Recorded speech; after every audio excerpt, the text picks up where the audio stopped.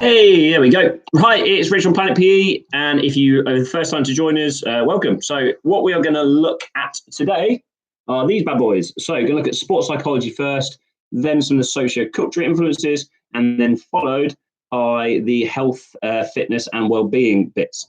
So, if you haven't joined us before, I'm Rich. I'm from Planet PE. Sadly, it's just me. Obviously, this is B's just closing the door. So, if we're commenting, please make sure it's GCSE PE stuff. Can you all hear me? Because we're using a slightly different microphone today. Yeah, fantastic. Okay, so let's start by looking at the sports psychology stuff, and we're going to have a look at skill and ability. So the sound is way better quality. Yeah, I was trying to get this to work the other day, and sadly, it was not having it.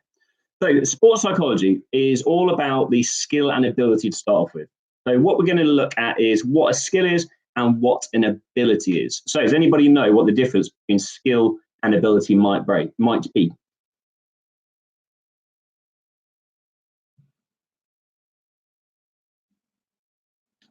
So, no, skill is learned. Yeah, skill is learnt. Okay, so when I am learning, let's say the golf swing, it's not natural to me. It's something that I have learned over time. Whereas ability is inherited from your parents. But what they are able to do then is that those abilities are the things that you will put together to then be able to perform skills. So you might have been the fastest person in primary school, and you may have had those natural abilities of having fast twitch muscle fibers. So that's not something that you can do anything about. It's literally the fact that you were born that way because maybe your genetics made you that way. Now, that might mean that we're better at some sports than others. So what we're going to have a look at, okay, is this. So we've got our continuums.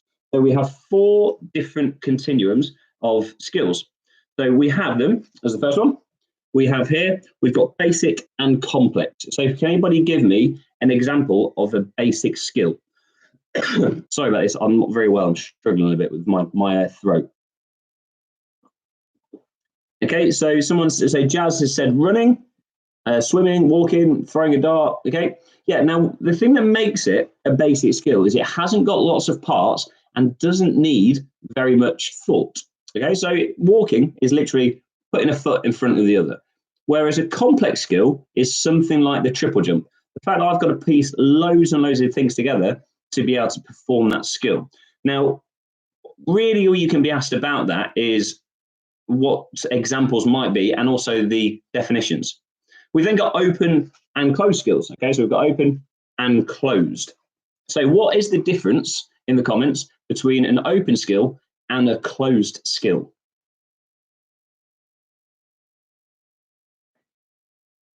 Okay, so we've got darts throw is closed, yeah, but what's the difference? So we've got lots and lots of people coming through really, really quickly, try and catch a few names. So we've got, yeah, lots of really good answers there. It's about how affected it is by the environment. Now, we're not talking the environment as in it was a bit windy. Is the conditions that I practice it in exactly the same as what I do it in the full game? So if I decided that I was going to become a basketballer, massively unlikely, I would practice a free throw exactly the same in my sports hall as I would if I was at the Staples Center in the NBA, because it's not affected by anybody else. It's completely done how I choose to do it. And that would be the same in the real highest standard or in my sports hall. Whereas an open skill is affected by the environment. So if I was going to try and play a passive football, it will be different every time because people might affect it differently, and it also might be affected by the participants. Okay, now that also fits in slightly to our third continuum. So we've got self-paced and externally paced skills. So things that tend to be open generally are externally paced. And what that means is that I'm not in control of when the activity starts. I'm only in control with kind of how I perform it. So something which is externally paced would be a goalkeeper saving a shot in football. They don't decide when they start. They can only decide, obviously, when the ball's already been kicked. Whereas a self-paced activity would be things like a putt in golf, driving in golf, because I decide when I start that activity. Okay, and that's the sort of thing that we need to look at. So our final one is gross and fine. So what is a gross skill? So if we think about Gary from the exam question on Wednesday, Gary was doing a gross skill. So what is a gross skill?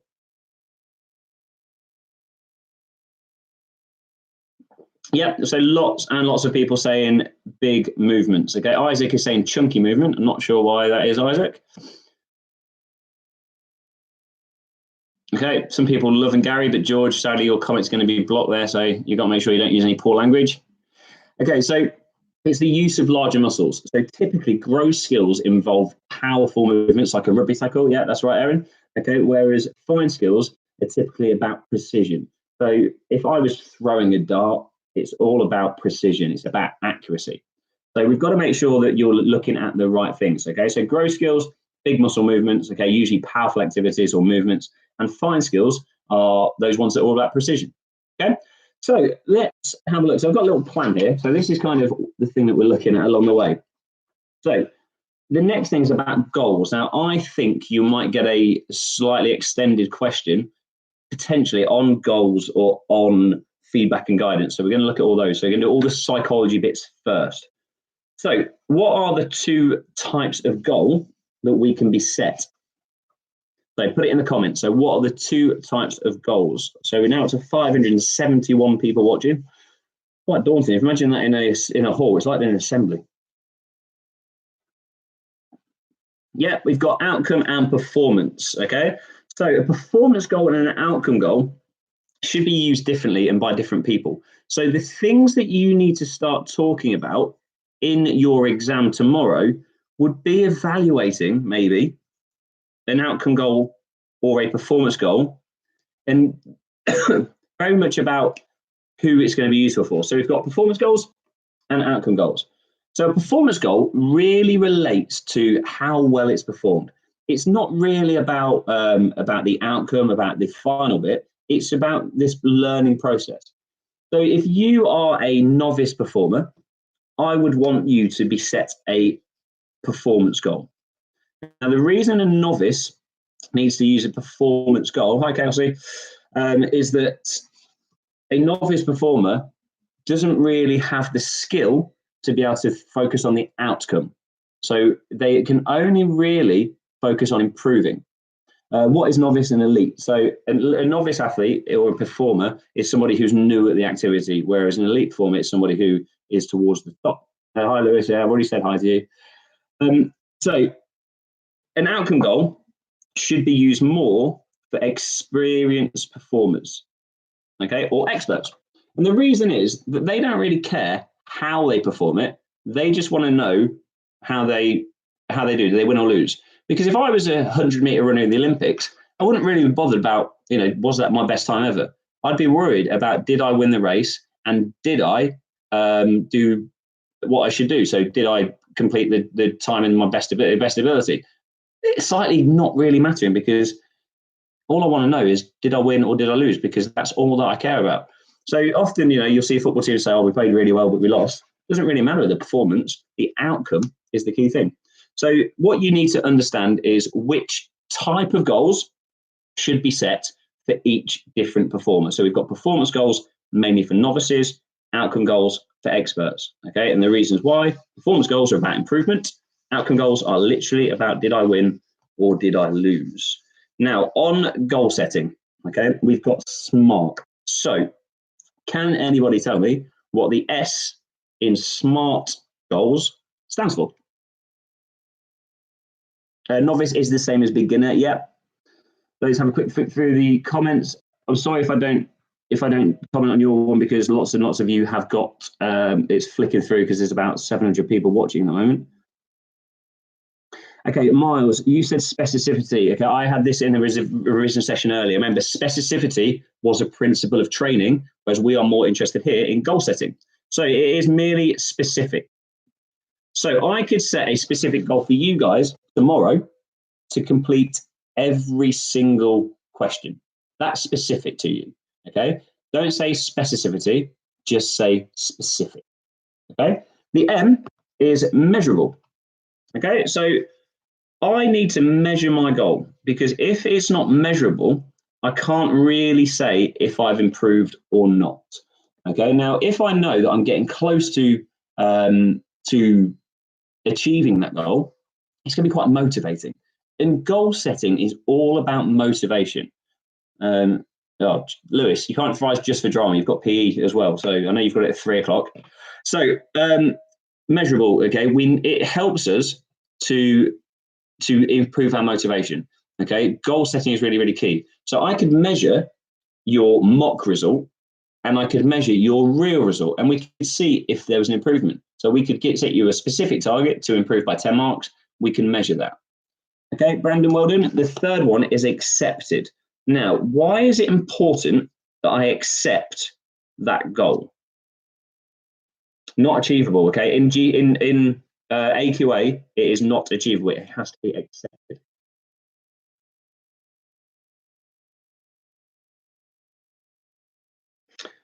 Okay, so if you know, you could go through the content of the same board first. I'm not sure what that, okay, not for me. That go on clearly. Okay, so the reason it's accepted is because we need people to kind of buy into the goal. Okay, because if I don't accept it, we might have made a specific goal. Yeah, we can measure it, but if I don't really accept it, I'm not going to buy in. So that means it's going to have a bit of an issue, because it means that we're going to be in a situation where I don't really accept that it's even a goal. So it's not motivating. Okay. So we've then got realistic. That's pretty straightforward. If it's not realistic, what's the problem? So what can be the problem with setting an unrealistic goal?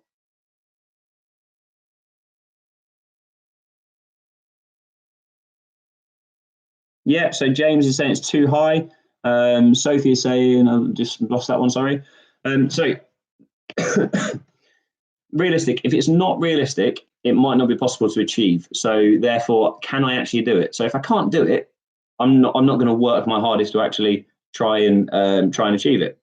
Which comes into our final one of time bound. So let's say that I was to set a piece of homework and I never told you when it was due in.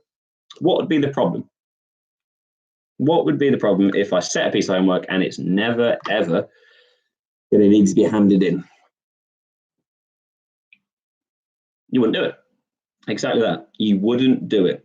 So if we're looking at this as far as goal setting, if I set myself a time limit, so normally you're going to be looking at these sort of goals being 6 weeks. So if you're doing a training program, I'm going to set a goal of improving my muscular strength in 6 weeks' time. So the point of that is that we are going to be in that situation where I've got a definite end. So if I'm measuring what I'm doing, so did I get better? Did I get worse? We can see how. Okay. So that is goal setting.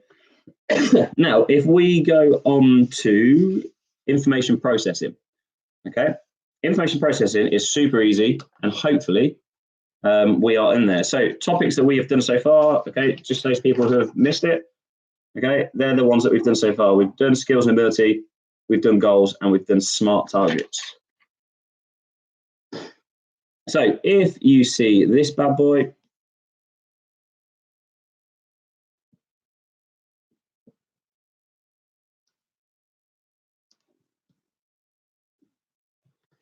we have our information processing model. Okay, so as Beth is saying, quite right, we have input, we have decision making,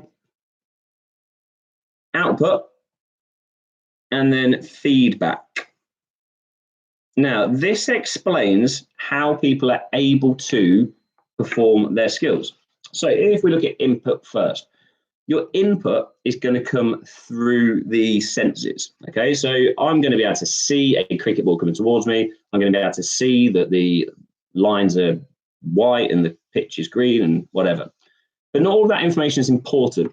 So does anybody know the term where we start to get rid of any irrelevant information? So what irrelevant information might we get rid of that isn't important, and what's it called about how we get rid of it?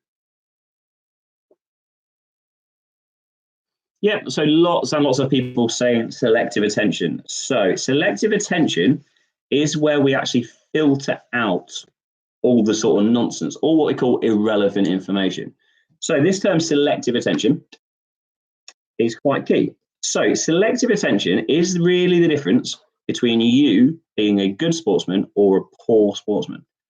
So if I was to play cricket, and I used to play a fair bit of cricket in my time, okay, selective attention was quite important because I needed to be able to see how fast the ball was coming, how much spin was on the ball, maybe the position of the hand, were they bowling a slower ball, was it an in-swinger, was it out-swinger? Lots and lots of information.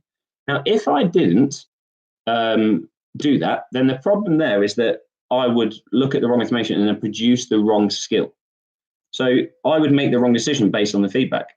So based on the information I was receiving. Now, I wouldn't know that until I've received the feedback, okay? So what are the different ways that I could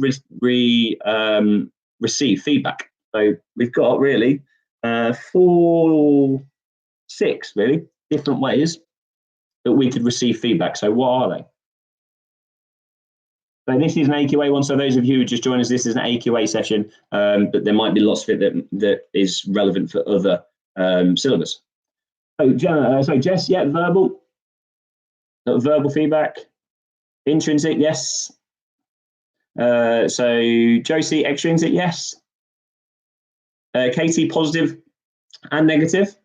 So some of you are talking about guidance at the moment. That's not feedback. So Aidan's got 4 of them there. Okay, so let's just look at these and when we're going to use them. Okay, now I've not seen anybody. Ethan, there you go. We've got 1, and then Sophie's given another one. Well done. So we've got internal or intrinsic and external or extrinsic. It depends on how you may have been taught it. So I could be in a situation where I could hit a ball and I might feel that it's not been timed correctly, or I could feel that I've absolutely smashed it. Now, that would be because of my kinesthetic feedback, exactly that. So that's a form of internal feedback. Now, an external type of feedback would be that somebody could tell me that it wasn't very good, and that could be a type of extrinsic feedback. Okay, now we could get positive and negative. Now, again, this is going to be really, really key if we're thinking about this idea of novices and experts. So which type of feedback would be useful if I was going to be a novice performer? So which type of feedback, positive or negative, is going to be good for a beginner? So lots of people saying positive. Yeah. Okay. So positive or negative. Okay. Now, positive feedback is good because what we are doing is then saying that's good and that should be repeated. Now, the reason it's good for a novice is because it's motivating. You know, it's quite nice to be told that you're good at things. Okay. It has a positive effect on my motivation.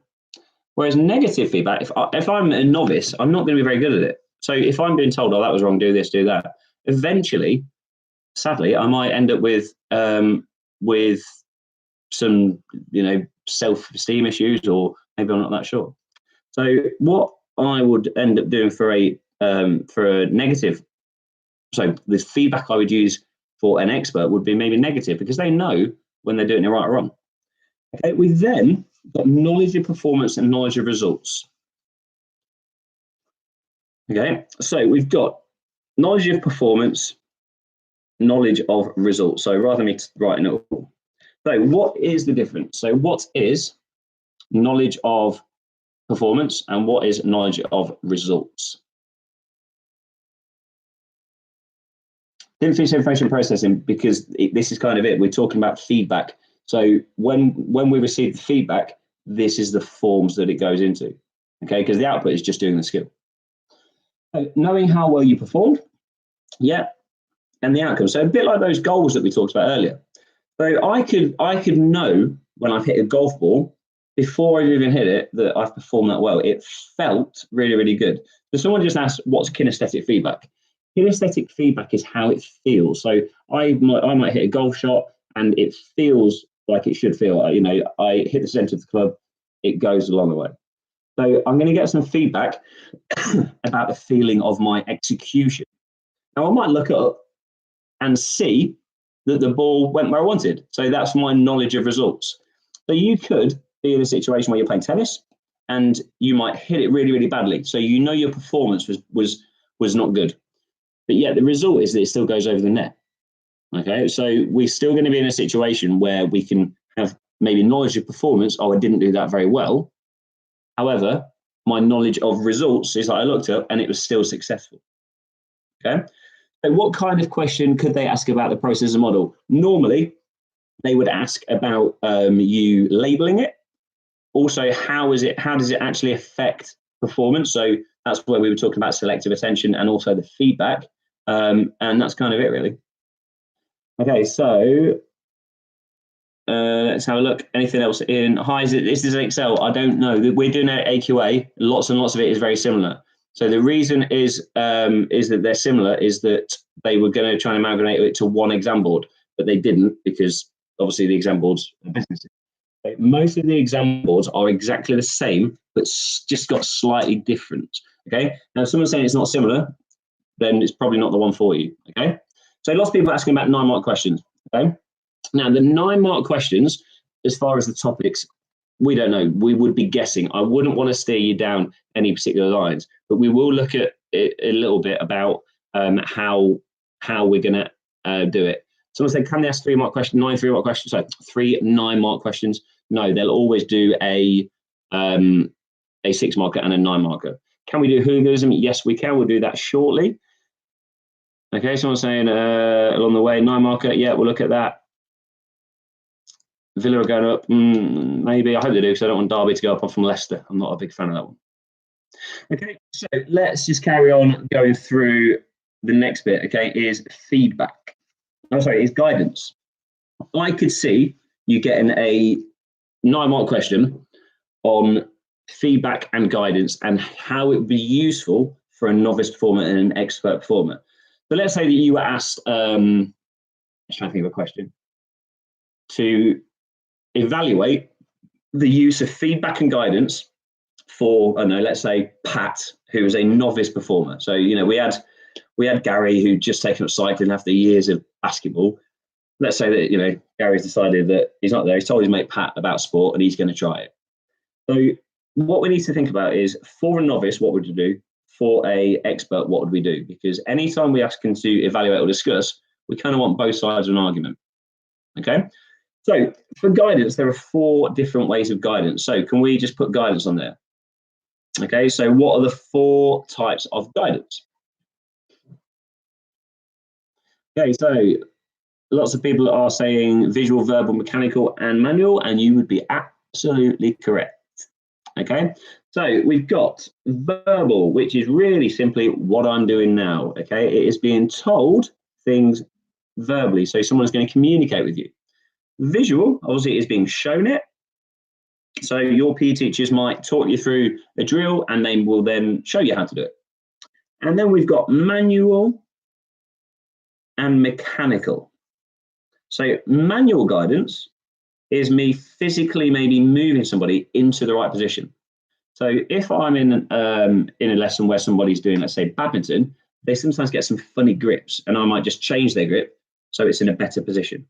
Now, you know, rather than say, "Oh, move it left, move it right," it's sometimes easier just to move it straight away.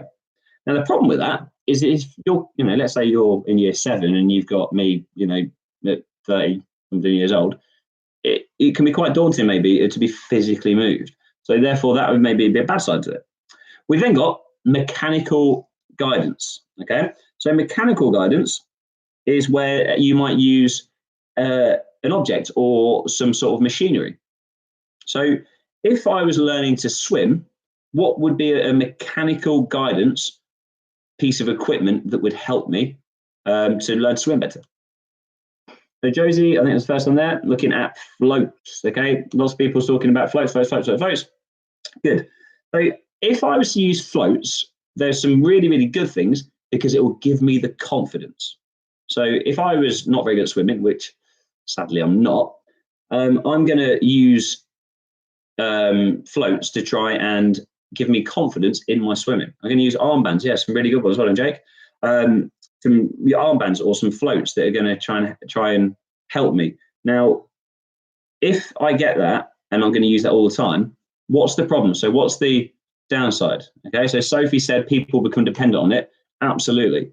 So all of these different types of guidance, sorry guys, all these different types of guidance have pros and cons. So verbal guidance is great if you understand the information. So you guys are here going, yeah, I understand what he's on about, and you go through it and you can understand it.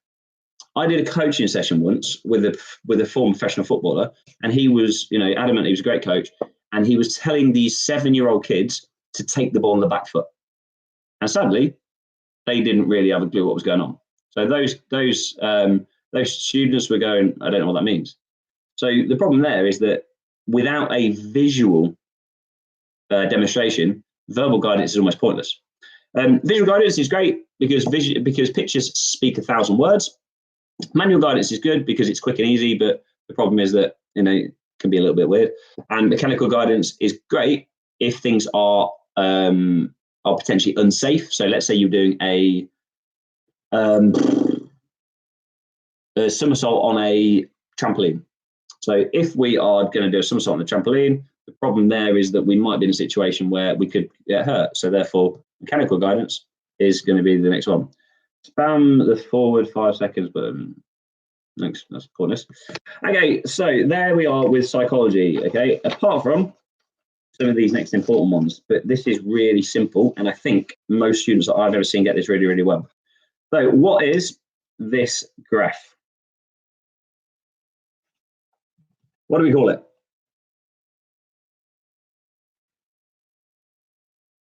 Ads, yes, this is all paper 2. We've got a paper 1 video, we've done it. Lots of people saying arousal, lots of people saying inverted U. Yes, now, here's a little tip. But if you were to get this as a 6-mark question, you need to break the graph up into 3 different areas. So if I was to draw it into 3, okay? Now, always we have, obviously, performance across the bottom, or arousal, and it links to arousal. So you need to do it this way, okay? You need to explain what happens in part 1 first. So in part 1, as arousal increases, so does performance, okay? So arousal is going this way, and performance is going this way, okay? So in part 1, what's happening? Let me just move that, can't really see. Okay. So what's happening here in part 1? So arousal is increasing, and what happens to performance? Okay, some people say under aroused. Okay, ignore that in a moment. Just comment on what is happening here. Okay, so as arousal increases, so does performance. So really, if I drew an arrow, they're both going that way, aren't they? So it's still on the way up. Now, in the second part, what's happening in this part here? So what's happening just in the second part? Missy Fitzgerald, arousal is a mental state or mental state of readiness. It's not constant. Okay, it's still slightly rising, or it's slightly rising, and lots of you saying optimal arousal. Okay, well done, Tommy Clapham. Okay, so we are in that situation where we got optimum arousal. Now, optimum means best. Okay, can't hear you clearly. That might be I've moved the microphone. So give me a shout. If there's any technical problems, just give me a shout. I might just move it closer to me because my voice is straining a bit. Okay, so optimal arousal means the best. Okay, what it means is that we are performing at our best. But arousal is not the highest. I think it's actually in the middle, isn't it? Because this would be the highest. But our performance is at the best. Okay, so it's the highest performance level. Okay, now after that, after we reach the optimum, it starts to dip.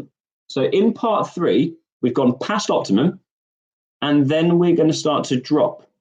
So what that means is that arousal still increases, but performance goes down. And some of you are calling that over-aroused. Absolutely. Now, the problem with being over-aroused is that we don't necessarily make the correct decisions. So if you think about, sometimes where you might have played a game and there's been a bad tackle, sometimes you might have made the wrong decision. And that's because you are over-aroused, that you're not making the correct decision along the way. and we might become aggressive.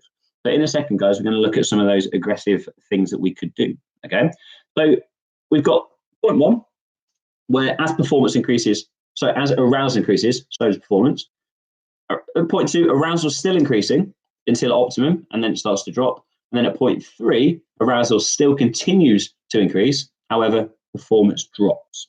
Okay, so that is that one. Now, you could see it slightly differently. So it might be presented to you like this. So you might see two different graphs like that. What might that tell us? Okay, then what could this tell us that is going on if we've got two different curves?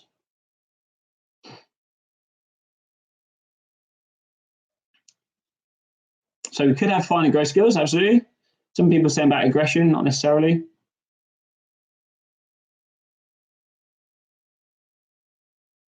Okay, so different, yeah, good. So that's the key thing, is that somebody said different sports have different optimal levels of arousal.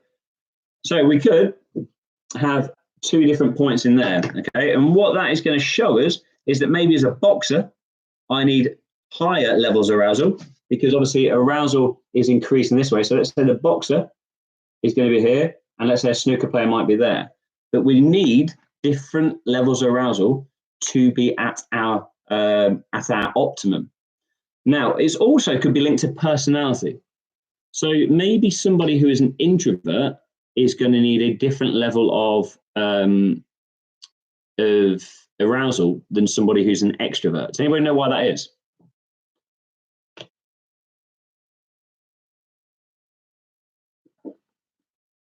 So extroverts play team sports, yes. Thanks, Jake. Because they're shy and quiet, yes, potentially. So typically, introverts will maybe have a lower level of arousal. So therefore, to get to optimum, maybe they need to become much more aroused. Whereas extroverts maybe, naturally kind of have that high level of arousal and they're bouncing around. So therefore, they're constantly kind of trying to control their arousal. Now, this is the sort of part that we need to now think about for the extended questions. So if you were asked about controlling arousal, can you give me 3 different ways that I can control arousal?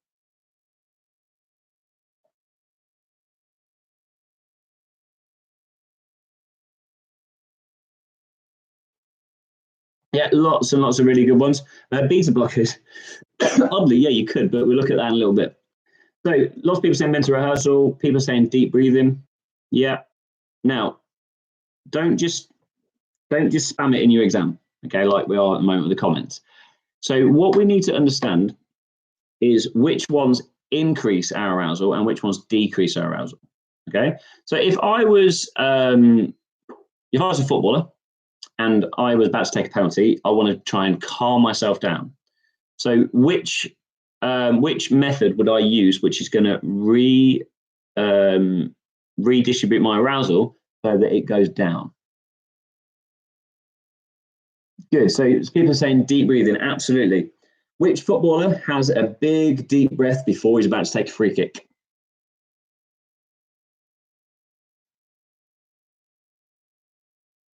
Absolutely. Cristiano Ronaldo.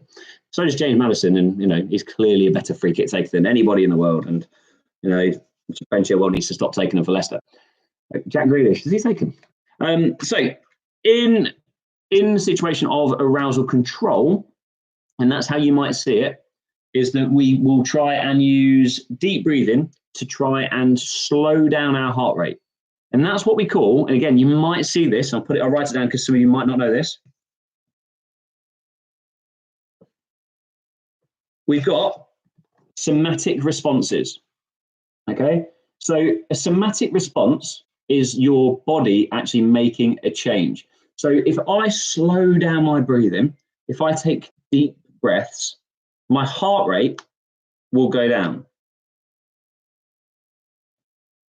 Okay, so a somatic response is that I'm going to get a reduced heart rate. So that might calm me down. Okay, I'm going to use positive self-talk, and that will maybe increase my arousal. Okay, I might use mental rehearsal. So I might picture myself being successful. Okay, so that's kind of the things that we're looking at. So for psychology, they are our main topics. Oh, drop me a pen. They are our main topics. Okay, now I've just seen lots and lots of people talking about some of the other ones that you aren't that sure about. Okay, so can anybody define the term aggression?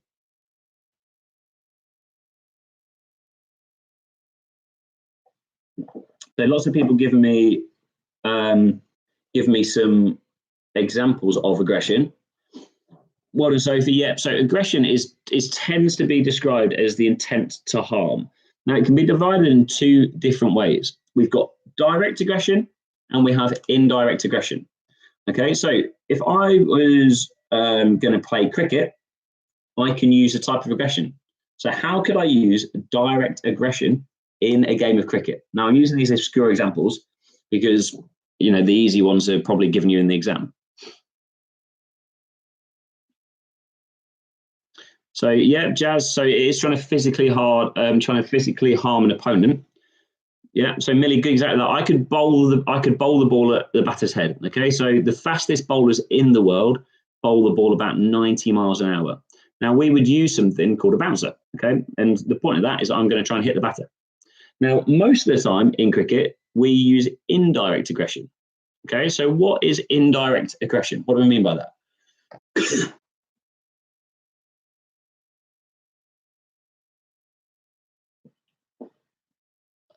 Yeah, so some people are saying against an object, and it's this idea. It's about it's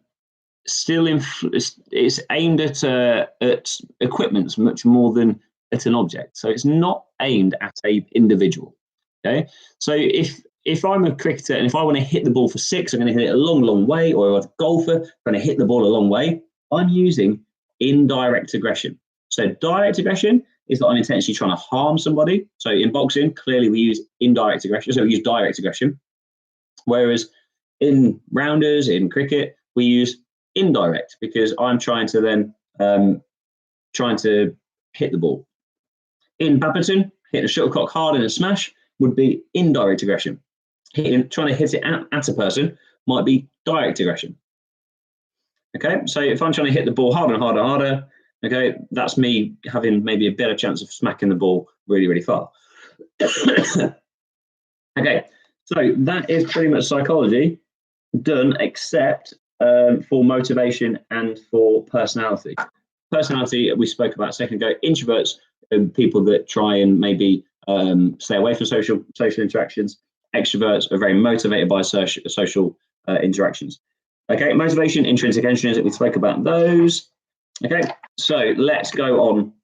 The topic that lots and lots of you want to do is this one, PEDs.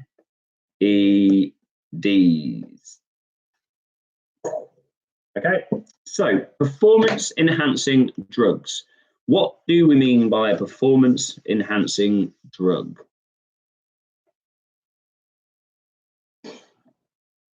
I like offending some soccer AM. Not sure how I feel about that one. Okay, so when we look at performance enhancing drugs, we are thinking here about a set of drugs which is going to make me better at my sport. Okay, now they're divided into different groups. Okay, and different performers will take them for different reasons. If it's not going to improve my sporting ability, then it's pointless taking it. So Jamal Miller, who was due to fight Anthony Joshua, was found guilty of taking 3 different types of drugs. Okay. Now the impact of that is that he would have had a better chance of beating Anthony Joshua. But the impact of him being caught is that he's now been banned from boxing. He's lost the ability that he might be earning millions and millions of dollars to go and fight Anthony Joshua. He'll lose sponsorship. There are companies that won't want to be part of him.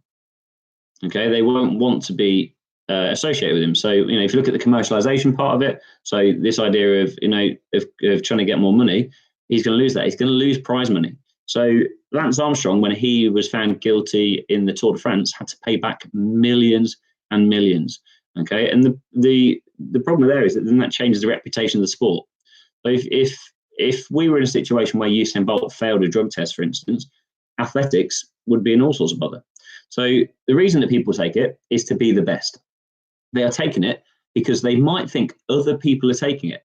So if we were in a situation where we felt that every person in the race was taking drugs, we might take drugs ourselves, and that might be the reason because we think everybody else is. Excuse me. So if we look at drugs then, so we've got different types of drugs. So let's have a look. Whoever puts the first one in, we'll go for that type first. Anabolic agents. Okay, let's see that one. So anabolic agents. Now, lots and lots of you might use the word steroids in your exam. Okay, so anabolic agents. Now, one of these we found in the test of Jamal Miller. So he was there trying to increase his muscle mass. Okay, now what that means is that if he's got larger muscles, his muscles will go through hypertrophy. Okay, now we tend to think of these as being steroids. It also includes things like human growth hormone, okay, along the way. So if I can get more protein going to my muscles, I'm going to repair much, much faster. So normally what happens is, let's say I use my tissue, okay, is that we will tear tiny little fibers and your body will work to make that repair. And it doesn't want it to repair the same. It wants it to repair stronger. So we get much, much faster recovery.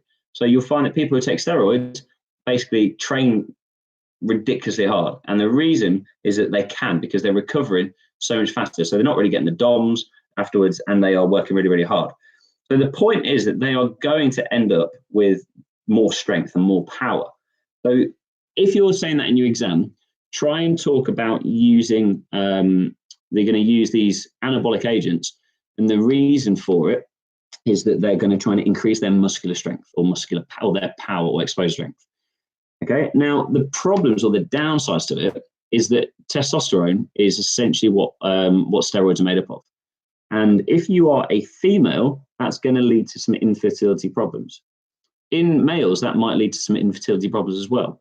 Okay, so you could also get things like liver disease, like heart disease. We can get more male characteristics for females. We might get skin problems. So acne is also a big one. But the key thing is mood swings and aggression. Now, aggression is potentially good if you're doing a power sport. Okay, but if you are doing something that isn't, then one, it wouldn't be useful for you anyway. But also, you might become distracted. So maybe we don't necessarily use steroids to improve our performance, more to get better at the training. Eddie's saying willy shrinkage. Actually, it's not. It's testicles, because it's the testicles that are producing testosterone. So yeah, slight myth there. So next one then is going to be EPO. Okay, now here's one for you. Without googling it, does anybody know what EPO stands for? You don't need to. You can put that. You can just put EPO.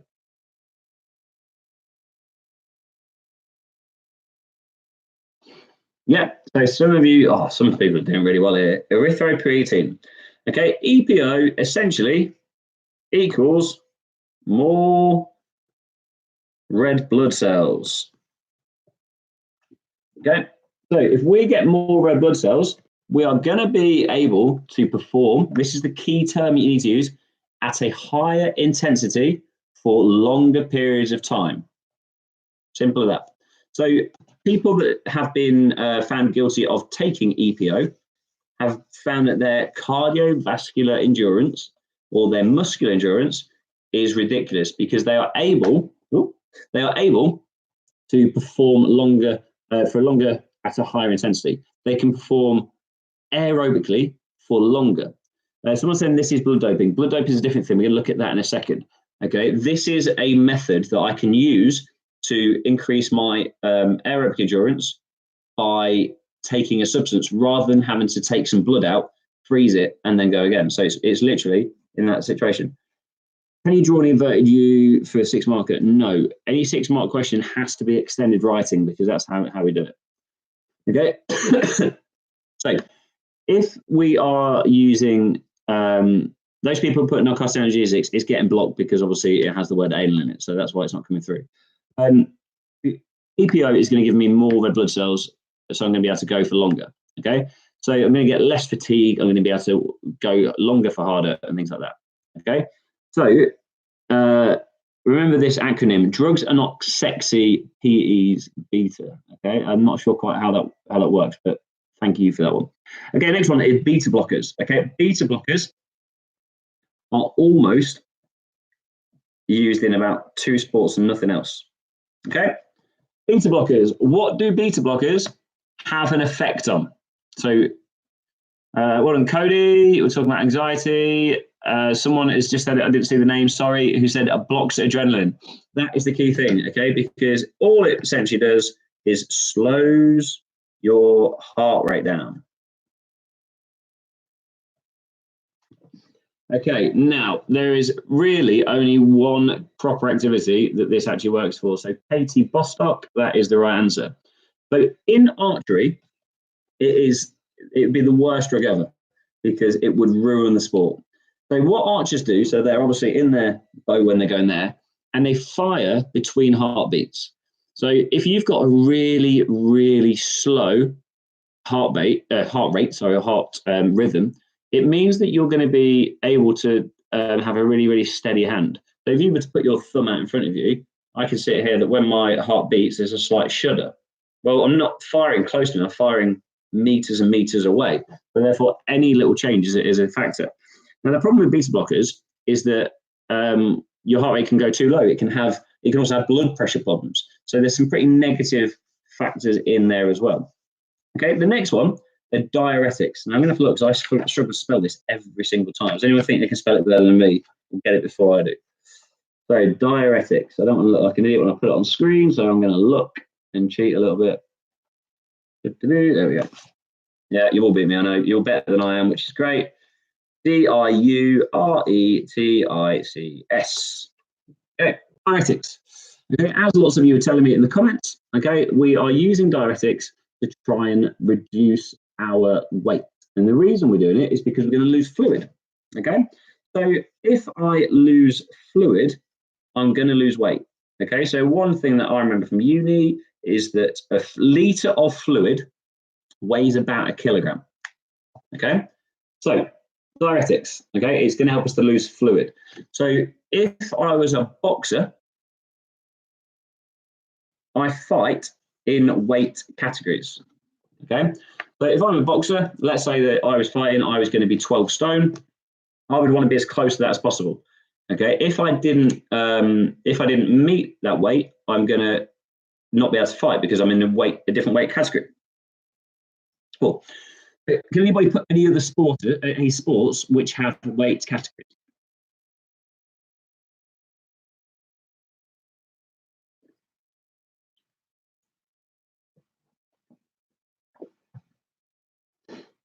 So we've got boxing, MMA, horse riding. Yes, so horse racing does. Sumo wrestling, no, they can be. Oh, actually, they may do. No, I think they do that for lightweight as well as the actual, big boys. Jockeys, Formula One. Formula One, yeah, it's an interesting one because the car has to be a certain weight, which obviously includes the driver inside it. Okay, so lots and lots of ones in there. Okay, so let's go for the next one, which is narcotic analgesics. Okay, so this is where lots of your comments are probably going to get blocked if you type it in properly.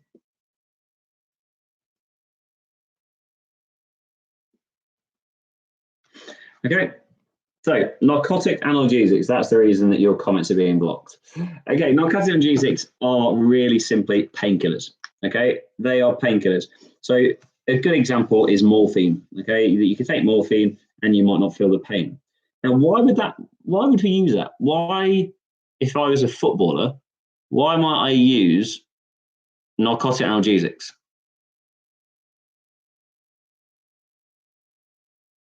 So train harder, 10% reduce pain, don't feel the fatigue. Yeah, and someone said the perfect one. It's going to mask an injury, isn't it? If I'm in a situation, let's say I was playing for Watford and they've got their FA Cup final, some of those Watford players might never play in an FA Cup final again. So what they would do is maybe if you were carrying a bit of an injury, let's say you might have a little crack in your foot, you could take a painkiller so therefore you don't feel it. So when I played cricket, at times I would have to take that because my back would hurt on my hip and I still want to play. Well, the problem with that is that I've made that injury worse. Okay, so not crack if I'd like. Thanks, Eddie. That I might make the injury worse. So if I was a bowler, I can't really bat very well. So someone's saying heroin. Heroin actually is a painkiller. Originally, it was a brand name, so they thought that morphine had too many side effects. So if I can work harder for longer, I'm going to be better off. I might take a narcotic analgesic, but the key one is if I'm injured, I could still play. And the reason I could still play is because the signals were being blocked.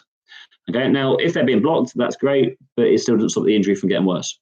Okay, and you might find that it makes the injury far, far worse, which then has the impact of that in your sport later on. Okay, so we've got a bit of a problem there. Okay, what we've got left is stimulants. So stimulants. Okay, have a look. Anybody tell me a sport that I would use stimulants in?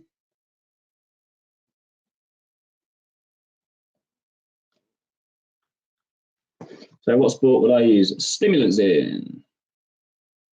So someone said 100-meter sprint. Yep. Pool. Nope, absolutely not. Sprinting. Boxing. Yeah, that's not a bad example actually, because I've still got to dodge. Because the whole point is that stimulants increase your reaction time. Okay, so if I need to respond quickly to something, so table tennis, badminton, goalkeeping, football, the 100 meters, okay, I'm going to use stimulants. But there are some pretty bad side effects because yes, I'm going to increase my reaction time, which might help my start in a game in a race of 100 meters. But the problem is that I can overheat. I can get my heart rate going too quickly. I can have a higher chance of a heart attack. They're pretty addictive at times, okay? And they're the things that we don't really want to do. So remember, they decrease reaction time, okay, or improve reaction time. So remember, we don't want our reaction time to increase because that means we're going slower, okay? So the reason that they do that is that they sort of get everything working quicker. So what the book says, okay, is that stimulants make an athlete alert or can mask fatigue. But if you're tired, you would take caffeine because you'd have a cup of tea or a cup of coffee. Okay, that's a stimulant. Okay, but what's more likely to happen is that people might take stimulants in a tablet form, which might then affect their life really, because you can die. Okay, one of the things is that you can overheat as well, because obviously along the way we're going to be in a situation where we're going to sweat a lot, and that can't be particularly good for us. We then finally with blood doping. So blood doping is quite an interesting topic because you could be asked an extended question on this. Okay, is glucose a stimulant? No, glucose is literally just what all food ends up being. Okay, so blood doping. So Amber's told me we take 2 pints of blood. Okay, well, what happens to it next? We freeze it. Exactly. Okay, so we remove blood. Okay, we then freeze it. Okay, we then wait for the body to go and replenish the blood that has been taken out.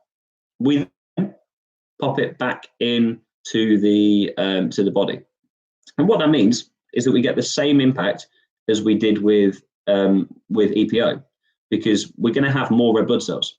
Again, cycling, marathon running. Please don't just say running because it doesn't mean anything. So talk about that. Now, because we're using needles, just like Zestia said, we can get infections. So one of the negatives is that we can get infections. One of the negatives is that we can have a massive chance of blood clots because essentially we have more blood cells. So you get thicker blood. It's not ideal. We really, really don't want that. Okay. So if that happens, then again, it could be fatal. So heart attacks, things like HIV, AIDS, hepatitis, all of those can happen. Okay, Harney, yes, it's AQA. Okay, we've got an increased chance of embolisms. That's a lovely, lovely word. Okay, embolisms, okay, is a blockage of a blood vessel. We also get thickening of the blood, and the word for that is viscosity. Okay, viscosity means we get thicker blood. Okay, what is hepatitis? Hepatitis is it depends on which one, but it's a blood infection that can affect lots of your vital organs. how can you get AIDS and HIV from your own blood? It's the needles. If we were to share needles, so anytime you talk about needle use, that could be the thing. So that's all we need. Is peptide hormones the same as EPO? Yes, EPO is a peptide hormone. Okay, now there we are with drugs. So I'm going to now, because we've not actually got long left, we've only got half an hour left. So I know we were going to do a real plan in there, but I think lots of you wanted to look at the golden triangle. Is that correct? So commercialization, things like that. We can look at nutrition. That won't take us particularly long. Will technology be a 6 or 9 mark question? Potentially. Okay. So people are saying technology is technology and saying yes. Okay. So the golden triangle. Just in case you didn't really know. Okay. The golden triangle involves the sport, sponsorship, and the media. And what it's all about, if I could actually write, what it's all about is basically the ways that we can try and make money. Okay, so if we are using this as our thing, so we've got the sport, we've got media, and we've got sponsorship. Okay, so I'm running out of space. Okay, if the event or the sport didn't exist, then none of this works. If the media don't want to show it, then it doesn't help the sponsors. Okay, so what we're looking at is that the media will charge for things like subscription. Okay, so Sky sadly isn't free. Okay, so if I was looking at this as an extended question, we're going to look at the effect of these on each other and how it might affect the sport. Okay, so if we think about it with arrows, it works both ways. So the Premier League in football is really, really dependent on all of this money coming in. Okay, now it comes through from Sky. Sky paid billions to the Premier League to show football. Now, what that means is that all of that money coming in can go to the sport, but also people are paying to watch it. Okay, we're then thinking about how the spectators might watch the sport and be part of the media. So there's obviously an effect on the spectators. We've also got sponsorship. So women's football, sadly, doesn't have the same media coverage as men's football. So the impact of that is we don't have as many people watching it. So therefore, the sponsors don't get involved as much. So you'll sometimes see that the women's game plays at non-league football grounds, which is really sad, really, because the quality of football is excellent. Okay, so this could be a normal question, Max. Okay, so make sure you listen. If the media aren't showing that sport on TV, then nobody's going to sponsor it because the sponsor won't get their product shown. Now, if they know that the sponsor's going to be involved, it must mean that it's an exposed sport. It must mean that there's going to be people watching it. But if we think about the Olympics, women's sport suddenly comes in, and we see lots and lots of women's sport when it's the Olympics. But we don't see it all the time. So if we're thinking about Dina Asher-Smith, okay, can anybody tell me what activity Dina Asher-Smith does? Okay, she is one of the best in the world at it at the moment.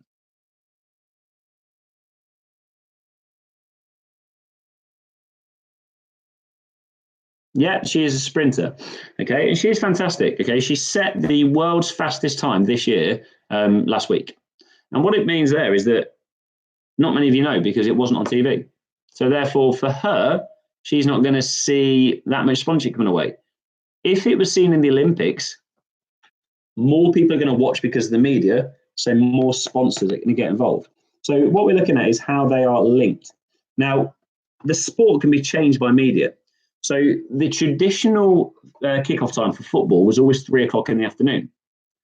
But now we have a Sunday kickoff. We also have a Monday, a Friday night, a Wednesday, lots and lots of ones, because the sport has changed, because the media has kind of the grip on it. They're paying, so they want to be able to show more and more sports. So therefore, more sponsorship time is then available. So therefore, we can make more money. Someone said earlier times are to prevent hooliganism. They used to be, yeah, but actually, it's purely for the fact that the media are going to try and give as much time to the sport as they can because they can sell it. I think every time there's an advert, someone's paying for that to be on TV. Every time there's an advertisement sliding around the ground, people are paying for that. Okay, so we've got all those sort of things. So we've got our golden triangle. Okay, now as someone said, this was an extended question last year, but it's not stopping it coming up again as far as a 3-mark or a 4-mark question. Okay, so can you do disability barriers to participation? Absolutely, that is the one we're going to do now because this is the one that I think will be a 9-mark question. I know some of you have been waiting for it. Okay, so 9-mark question.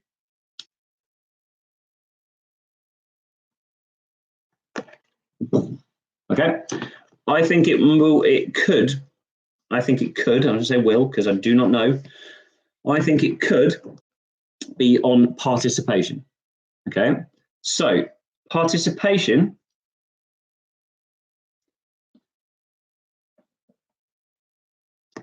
in physical activity. Okay, now you might see certain terms in the exam. So what do I mean by the term post-school dropout?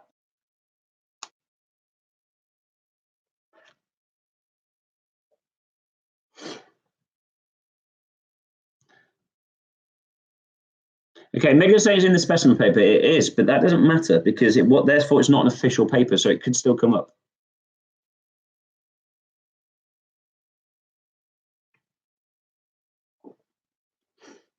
People drop out after school for jobs, yeah. So what you've got to think about in here is that you all do PE, that every single one of you, not just because you choose it at GCSE, but it's a legal requirement that you do PE until you leave that school, until you're 16.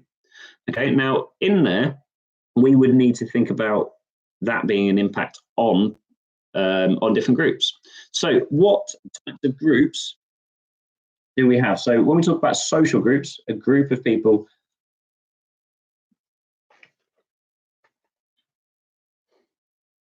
So gender, yeah, well, age, yes, Jess. We've got lots of things through gender, race.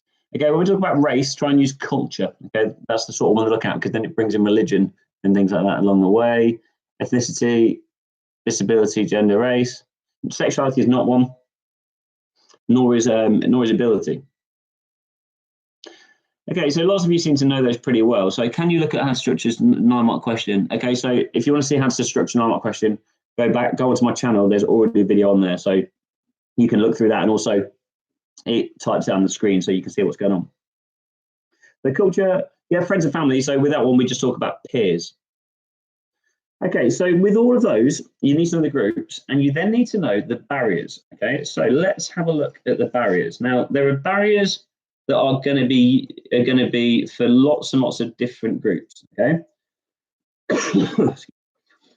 Are you a teacher? Yes, I am, sadly. Let's have a look in the old AQA book because I just dropped the page. Okay, so you will see it if you're looking at revision tomorrow in chapter 5. Okay, so this is where we're looking.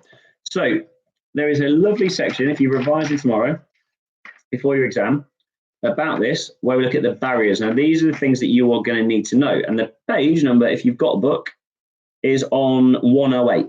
Okay, so attitudes is the first one. Okay, so attitudes are really, really key. So I see this all the time.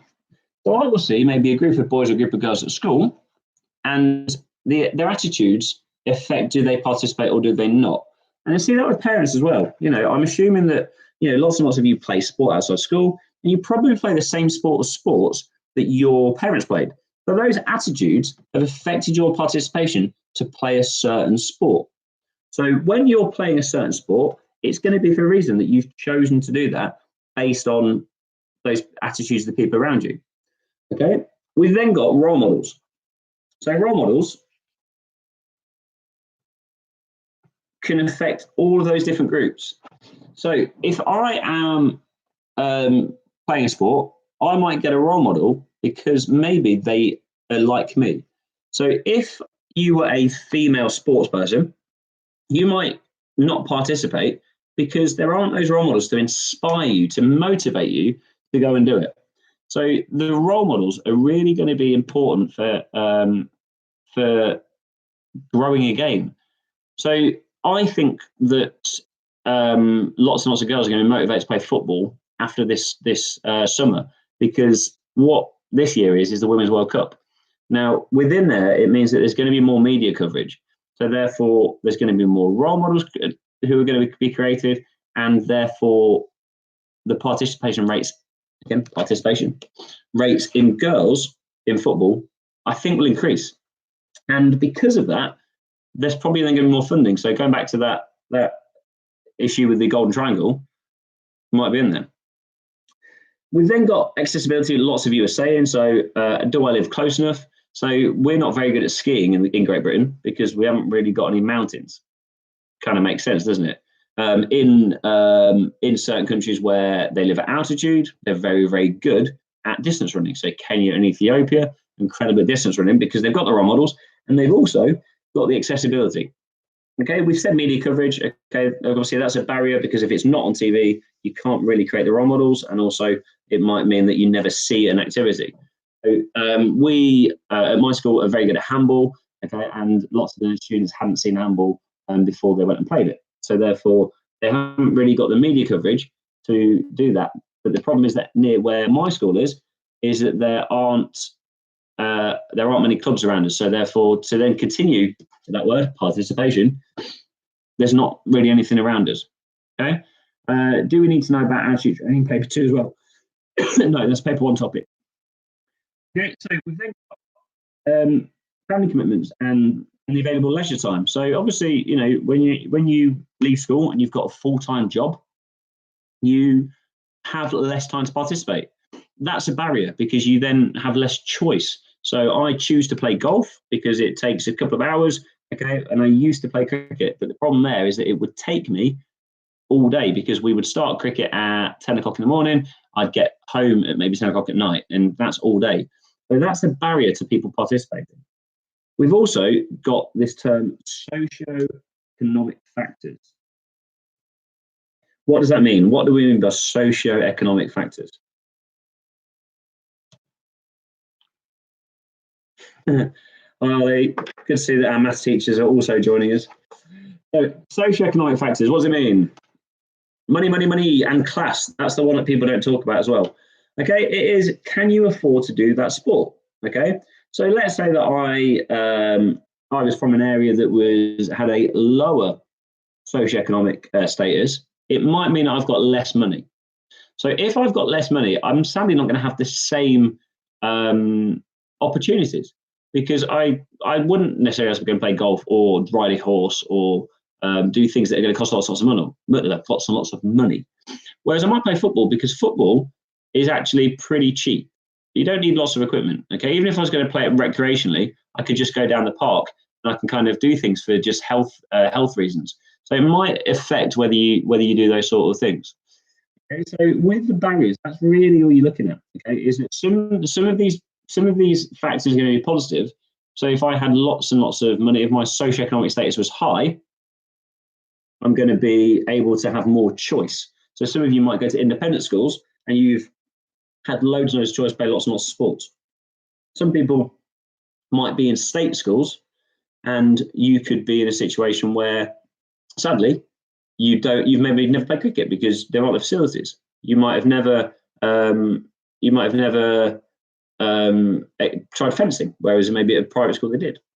Okay, so with barriers to participation, they're the things that you're looking at, and you need to link lots of those socioeconomic factors about why some people would take part in physical activity and why some might not. So I'm just going to get bored of someone because there's no need.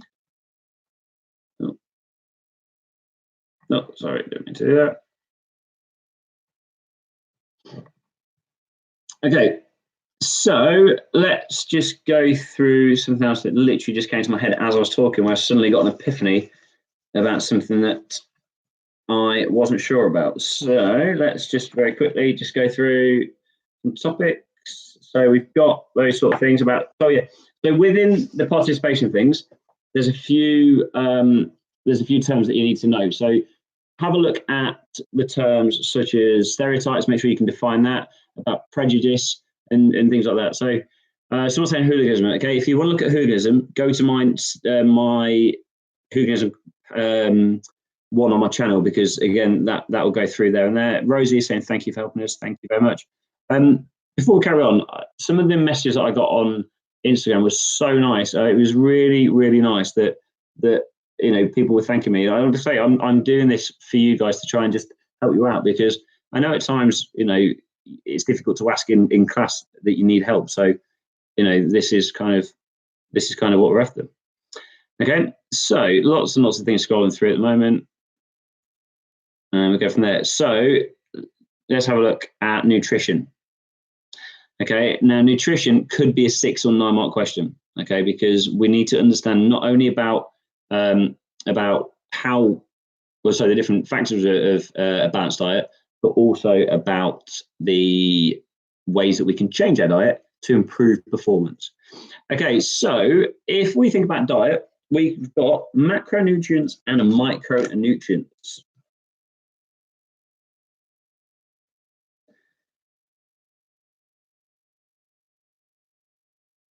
Okay, macro and micronutrients. Does anybody know what a macronutrient is and a micronutrient is? Someone says we beat Hampton High at rugby. I don't think the last time we played rugby, I was there, sadly.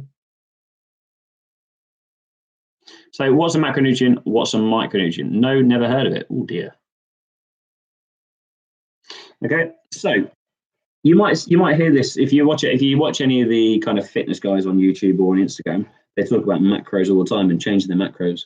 Okay, macros are your protein, your fat, and your carbohydrates. Now, please don't use the word carbs in your exam. You won't get any marks.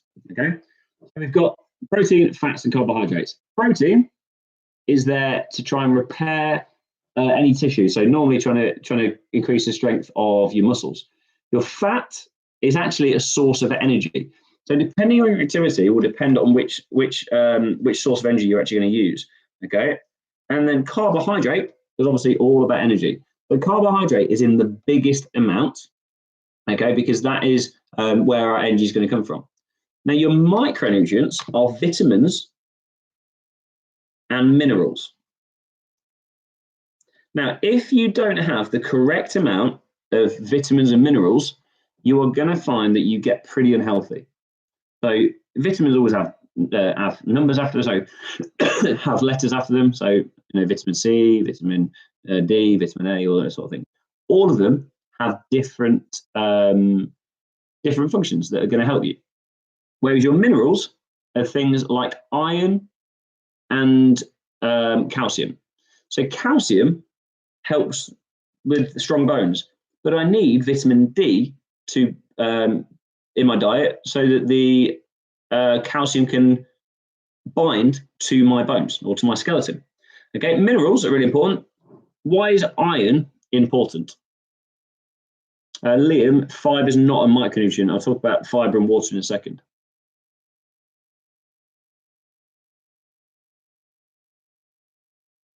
Lots of you are saying about blood, exactly that. If I don't have much iron, my red blood cells will not absorb oxygen very well. Okay, so if I don't have iron, I'm going to feel very tired and things like that. Okay, we then finally got water and we have fiber. Okay, and they are both essential for just continuing on our life. So if I don't have any water, obviously I'm going to have lots of issues. Okay, so what is the problem if I didn't have enough water in my diet? Water is not wet. I know, I found that out. It's mental. What do fats do? Fats are for energy.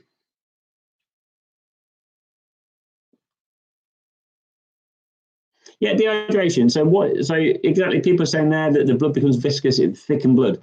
So I get thicker blood, it's not going to move as easily. I'm going to get dehydrated. I might get nauseous. I might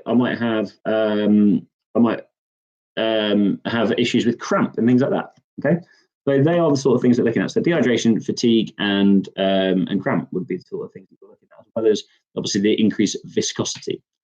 Okay, now if we are looking at diet, we want to understand the term energy expenditure and energy intake.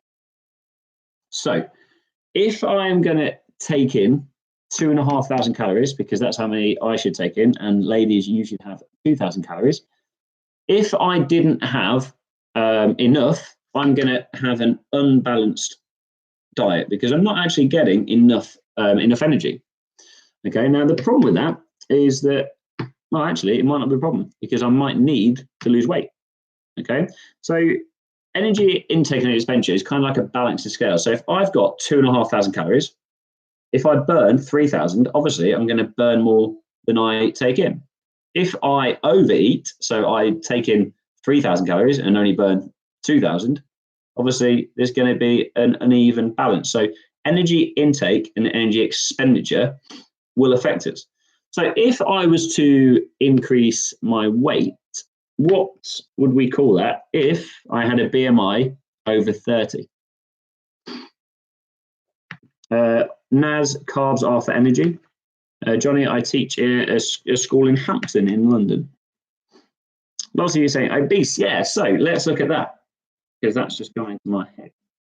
So if I've got a BMI of over 30, okay, because it has to be 30 plus or 30 and above, okay, I am called obese. Okay, I can be defined as being obese. Okay, now that has lots and lots of issues. Now, I might have become obese because I lived a sedentary lifestyle. Okay, so what do we mean by the term sedentary lifestyle?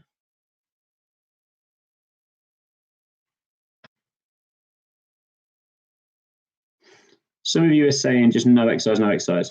Okay, the key one is a choice to not participate in physical activity. Okay, so it's a choice. It's not because of disability and things like that. It's a choice. So some people who you know at school might live a very sedentary lifestyle because they might be, as they say, sick at FIFA, but in real football they might be terrible and never play. So they're making that choice where they're not participating in physical activity. And the issue with that is that they can get insomnia, they can have low self-esteem, they can have lots of issues with their blood pressure, so what we call hypertension. So if you see blood pressures, a normal blood pressure would be like that. Okay, 120 over 80. Okay, so that would be a normal blood pressure. If those figures were both quite high, it's what we call hypertension. What's your Insta? Planet_PE is my Insta. I haven't got that many followers on there, so maybe we can go through that one. Okay, so obviously that's going to have issues. If I don't leave the house very much, you know, if I'm not very active, I'm going to struggle with making friends. So therefore, there might be those social aspects. Okay. Oh, actually, what we haven't done is about health. Let's do that very, very quickly because I think that might be a 1, 2, or 3 mark question. So we have a few different types of health, but what is the definition of health? What is the definition of fitness?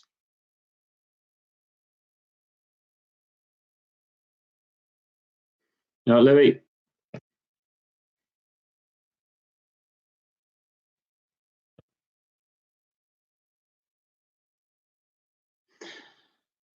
Okay, so fitness is the ability to meet the demands of your environment. I was in Kingston at the weekend and I saw somebody who was able to get out of a car, was able to go to McDonald's and was able to then get back in their car. So that is what their everyday is. That's all they have to do. So they are fit enough for their environment. Now, if they change their environment by, let's say, starting to play sport, they're suddenly not fit anymore. Okay, so it's all about what their environment is, what they need to do in their daily life. Okay, now health and fitness is exactly that. However, let's link this to this idea of the sedentary lifestyle, because if I'm not able to meet the demands of my environment, then we're going to be in a situation where obviously that's going to cause some health problems that they're going to link into those issues of a sedentary lifestyle. Okay. Let's have a look at topics very quickly. Okay, can you go through types of feedback? We did feedback earlier, so if you want to start the video it is on there. So the plan was, go through here. So commercialization we've done.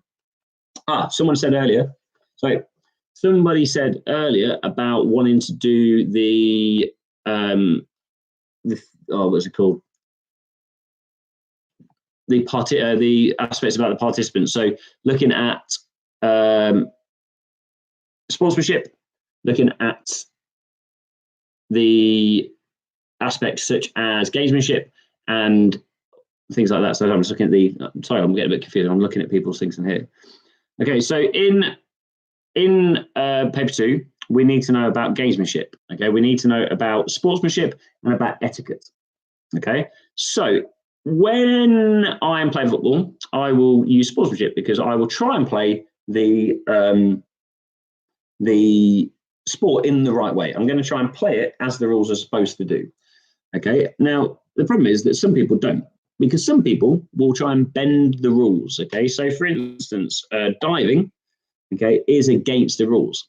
However, staying down, looking like you are more injured than you are, is gamesmanship. Okay, so that might be an example. So time wasting is another example of gamesmanship. Sledging in cricket or trash talking is another example of gamesmanship.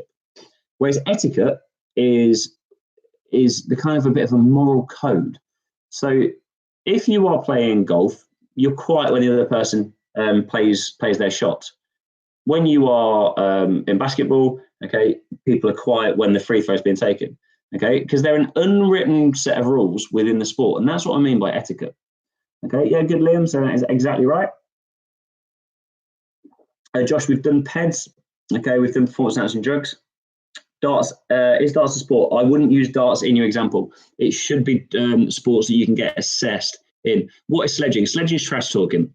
So if I was back in the days when I played cricket, I would talk to the batsman quite a lot and kind of tell him about how bad he was.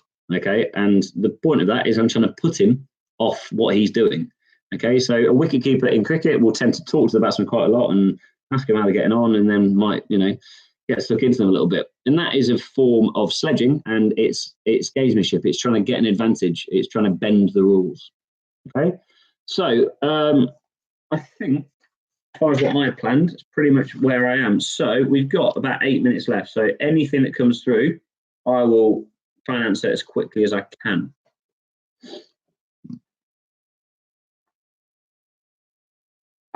We've done PED, so if you want to go back over it, look at that. I've also got a video on it. Types of skills is what we started with. So if you want to watch it when this finishes, that is the first thing we did. Somatotypes, obviously we've got 3 somatotypes. Okay, we've got a bit like that. So we've got an ectomorph, which is our tall and thin one. Shoulders and hips are the same. In this one, we have our mesomorph, where we've got wider shoulders, narrower hips, tend to be quite powerful. And then we've got our kind of pear-shaped, apparently a pear, where we've got maybe wider hips than shoulders. Okay, now typically those people will be heavy, but maybe not very muscular. A mesomorph will be heavy and also potentially muscular, whereas a ectomorph is tall and thin, struggles to put much weight on, struggles to put much muscle on or fat. Types of data, okay, you're going to see that again, it's exactly the same as before. Information processing, we've done. Golden triangle, we've done, guys. Exam technique, okay, there's a video on my channel about that one. But really what you're looking at is making sure that you always define first, no matter what question. Sport examples come next, and then some sort of evaluation where you're saying this is going to be good or not. Lots of people saying VAR and technology and sport. Now, there's been a really big thing with the FA today because they released what VAR was going to be. So you may get a technology in sport question. Okay, so with technology in sport, we've got lots of different terminologies. So we're talking here about a method that is trying to improve performance or trying to improve the rules of the game.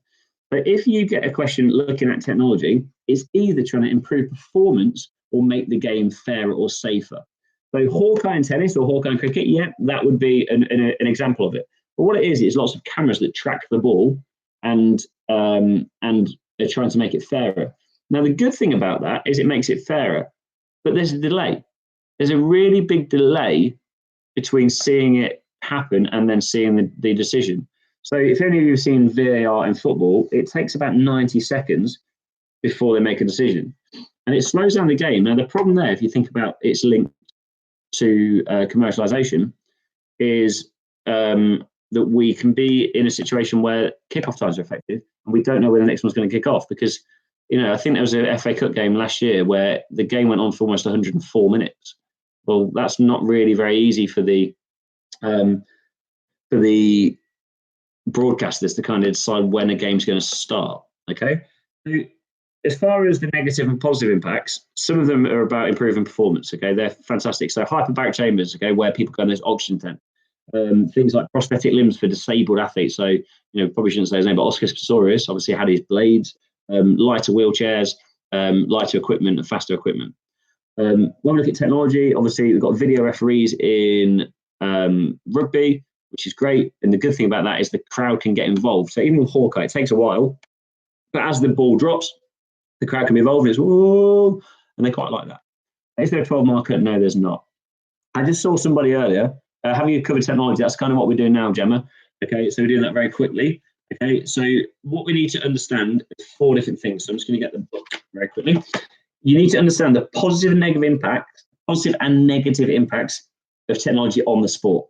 So if we're bringing VAR, or goal line technology into the sport, then it can be good because it makes it fairer. But if you're the spectator, you might be bored by waiting. We're also in the situation where the sport might not be the same at part level as it is in the professional level. So we can get lots of changes there. It's also really, really pricey, and we don't really want that. Lots of people saying contract to compete. Okay, contract to compete is the rules that you kind of know you're setting at you're getting into. So if I was going in a boxing ring, I know I'm going to get punched in the face. I accept that's going to happen. Whereas if I got punched in the face playing football, I'd be pretty annoyed by it. Okay, if we look at it, we then need to know the positive and negative impacts on the officials. So in cricket, they really like the fact that we have a television umpire because it proves that they were right. Okay, it makes the sport fairer. You then need to think about the positive and negative impacts on spectators. In cricket, we know we see the replay, so we can see what's going on, but it's not shown in football. And it won't be next year when they do VAR because they don't want the crowd issues that go with it. So there could be quite a few problems like that. So player cams, some cameras, third umpire, all those sort of things. And then you need the positive and negative impacts on the sponsor. Okay, so if we can sponsor things, it might be that we call VAR the Planet PE VAR. Then every time it was shown, maybe there'd be a sponsor logo, and that could be a good thing. However, if we're using technology that is seen to be cheating, it could be illegal, we could be in a situation where the sponsors don't want to be part of it. Okay. Right. Anyone else? So what are the percentages for macronutrients? So we're saying 55 for carbohydrates, 30 for protein, 15 for fat. That is pretty spot on. 9-mark prediction. Participation could well be one. It could be technology. Not, it could be any of them. So, any one that we can evaluate that we can say this is good, this is bad. Guidance we did earlier. Again, guidance and feedback. I've just got a sneaky suspicion that you're going to see that in an extended question or something about the effects of whatever you're doing with novice and professional, or novice and experts. How long have I been a PT? I've been a PT since 2006. Do we need to know drugs? Yes, you do. Intrinsic feedback we did earlier. What exam board it is? It's AQA. Any data questions? You definitely get data questions, and I would imagine it will be potentially around participation levels because they might give you, like in the book, let's go through very quickly. They might give you something like that table, like you see in there, and you're asked to maybe evaluate people's participation levels. What do you think the main definitions we should know? You're going to need to know things like sportsmanship, gamesmanship, contract to compete. You're going to need about socioeconomic groups, about participation rates, about stereotypes, about socio-cultural things like that. Can you define social health? The ability to interact with others or meet new or existing friends. Any equations that we need to know? No, apart from the most marks you get, the better your grade will be. Aggression we did, so we had indirect and direct aggression. Had that earlier. How many AO3s is a 6-9 marker? Okay, in a 6-mark question, there are 3 AO3s. In a 9-mark question, there are 5 AO3s that you need to do to get 4 marks. Do a live stream at like 12 tomorrow. I would, but I'm teaching. I've got my year 11s period 3 and 4. So I'm saying plays and axes. Plays and axes was a paper 1 topic. So looking at all the ones that people are asking for, we've already done.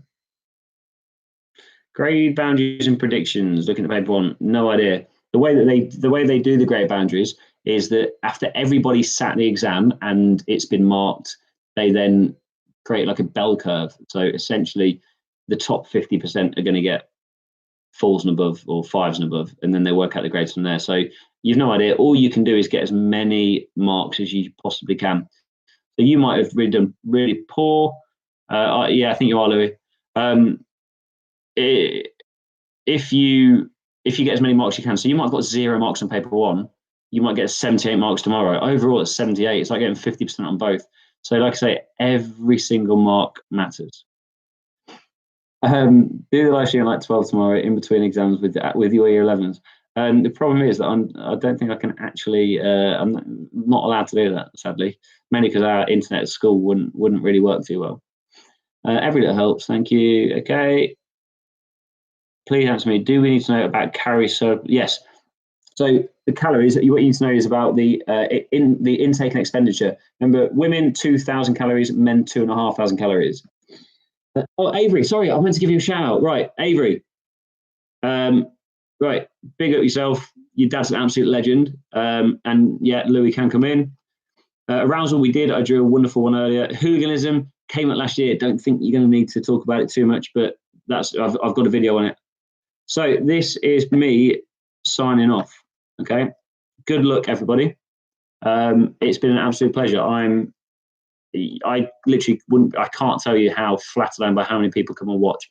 I don't think anybody cares, and it is really flattering. So if you choose to do A-level P or BTEC Sport next year, then I'm going to keep checking me out because I will do some videos on that. And also tell your year 10s because they don't start revising, as you'll find out, they don't start revising until it's too late. Okay, so shout out to Kira, shout out to Lewis. Kelsey's probably on here as well. I know Jake's on here. I know Louis is. I know Tom is. Again, guys, good luck to you all. Like it is an absolute pleasure to teach the people I teach. It's a pleasure to try and help you guys out there. If you want to carry on following, so I might put some questions up tomorrow. Follow me on Instagram. So planet_PE. Hi Jess, as always. Sorry, we always know you're here. Just make sure that you get a good night's sleep. When I checked the analytics from the last video, there were people who were still going through questions at 4 o'clock in the morning. Get a good night's sleep. Especially you, Liam. Get a good night's sleep. Make sure you drink plenty of water and just relax, because one of the worst things you can do is overstress it, because then you sit in the exam and you get a little bit too hyped up. Is there a vision tomorrow, Jess? You've got drama first, haven't you? So I don't think so. Guys, give me a thumbs up if any of you have got drama and PE tomorrow and you've got to then take your PE exam at about 3 o'clock, because I know some of mine do. Should I take diuretics before the exam? No, not really. You don't want that because you'll get a bit sleepy. Eddie said in, I will shout you out when you start making stupid comments. Oh, it's horrible how many of you got to do drama as well. Like I say, please make sure that you don't forget your PE stuff because it matters. Yeah, it's 75 minutes, 75 marks. Okay, it's like I say, it's really, really important that you do as well as you can be, as well as you can do. I'm getting really tired now. I don't feel very well, but the reason that I went into work is so I can do this. So good luck, guys. See you very, very soon. So I'm going to end the stream now. The comments still carry on for a little bit, but good luck. You will all be absolutely fine. Bye-bye.